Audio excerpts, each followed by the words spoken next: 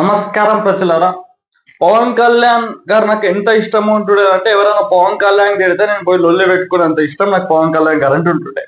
Even though ఆయన BJP టీడీపీతో alliance పెట్టుకున్నా కూడా ఆయనతో నాకు అంత ఇష్టం ఉంటుండే. నేను కాంగ్రెస్ కూడా కాకుండా పవన్ కళ్యాణ్ కోటేయమని చెప్పిన ఆంధ్రలో చాలా మంది ఫ్రెండ్స్ నాకు ఉన్నారు. సో ఇప్పుడు పవన్ కళ్యాణ్ అంటే నాకు పీకల వరకు ద్వేషం వస్తుంది. ఎందుకంటే నేను చూసిన పవన్ కళ్యాణ్ వేరే. ఆయన ఒక సెక్యులర్, ఆయన ఒక ప్రజల కోసం ఆలోచించే వ్యక్తి, ప్రజల మనసులను చూసే వ్యక్తి అని నేను అనుకున్నా. కానీ ఇప్పుడు పవన్ కళ్యాణ్ ఎట్లుండంటే ఒక ప్యూర్ కల్ట్, క్యాస్ట్ పాలిటిక్స్ చేసే, రిలీజియన్ పాలిటిక్స్ చేసే వ్యక్తి లాగా పవన్ కళ్యాణ్ తయారైండు. మీకు ఒక చిన్న క్లిప్ చూపిస్తా చూడండి. పవన్ కళ్యాణ్ గారు చెప్పిన మాట. కులాలను బేస్ చేసుకునే పోరాటాలు చేస్తారు, కానీ ఎవరు మాట్లాడరు కులాల గురించి. నేను ఏ రోజున ఒక కులం ఎక్కువ, ఒక కులం తక్కువ అనుకులు అందరూ సమానం అని నమ్మేవాడిని. అది ఏ కులం కావచ్చు, ఏ మతం కావచ్చు, ఏ ప్రాంతం కావచ్చు. ఎందుకంటే మన పుస్తకాల్లో మనం చదువుకుంది చిన్నప్పటి నుంచి మహానుభావులు చెప్పినవన్నీ అవే. కానీ ఎవరైతే మనకిప్పుడు చెప్తారో వాళ్ళు పాటించట్లేదు. మనల్ని పాటించమని చెప్తారు కానీ వాళ్ళు పాటించరు. వాళ్ళు మటుకు వాళ్ళు అనుకో. ఇందులో పవన్ కళ్యాణ్ గారే చెప్పారు, నాకు క్యాస్ట్ పాలిటిక్స్ అంటే నచ్చాయి, నాకు రిలీజియన్ పాలిటిక్స్ అంటే నచ్చాయి. ఇవన్నీ పవన్ కళ్యాణ్ గారు చెప్పాడు. లాస్ట్ లో కూడా ఒక పదం యూజ్ చేసిండు.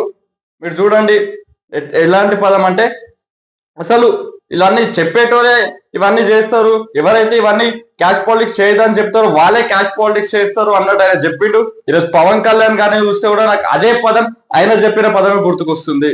అండ్ సెకండ్ థింగ్, మీకు ఇంకొక వీడియో చూపిస్తా చూడండి.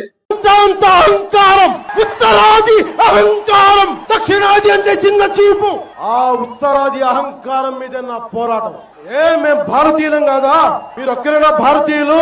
మీ 10 మంది కలిస్తే మీదైనా భారతదేశం. ఇన్ని కోట్ల మంది దక్షిణ భారతీయులకి ఇది భారతదేశం కాదా? ఈ వివక్ష ఎందుకు ఎందుకు ఎందుకు ఎందుకు?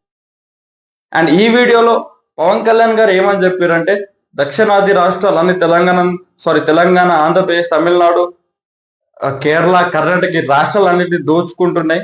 ఇవన్నీ చెప్పిన పవన్ కళ్యాణ్ గారు మళ్ళీ ఇప్పుడు మాట మార్చి ఇంకేం చెప్తారో ఒకసారి చూడండి. ఉత్తరానికి, ఉత్తర భారతానికి మనకి సంబంధం లేదన్నట్టుగా, దక్షిణాది వేరు ఉత్తరాది వేరు అని చెప్పి పిచ్చి ఐడియాలజీ కానీ ఇవన్నీ మనం కౌంటర్ చేయాల్సి ఉంది. Arguments through rational argument, through proper logical arguments తోటి, బలమైన సాక్ష్యాధారాలతోటి. చాలా మంది ఎక్స్పర్ట్స్ ఉన్నారు. అలాంటి గొప్ప వ్యక్తులందరికీ మీరు ఒక ప్లాట్ఫామ్ కావాలి. అది మనకి ఆంధ్ర రాష్ట్రం చాలా మంది ఉన్నారు.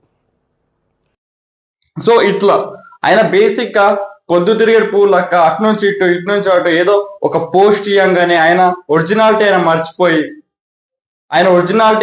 ఆయన ఏం చేయదు అది చేస్తుండు. ఆయన ఎలాంటి నీచానికి దిగజారొద్దు అంత నీచానికి దిగజారుతుండు. మీకు ఇంకొక వీడియో కూడా చూపిస్తా పవన్ కళ్యాణ్ గారు చూడండి.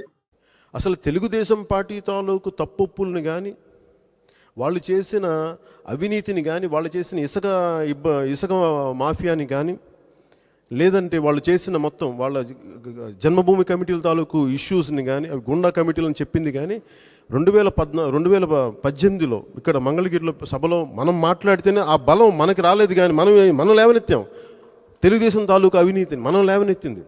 అలాగే ఈ రోజున వాళ్ళ మీద కేసులు ఉంటే సంతోషంగా పూర్తి చేయండి. తెలుగుదేశం పార్టీ ఎవరు తప్పు చేస్తారో వాళ్ళని సంపూర్ణంగా శిక్షించండి. దాన్ని ఎవరిని మేము వెనకేసుకు రావట్లా.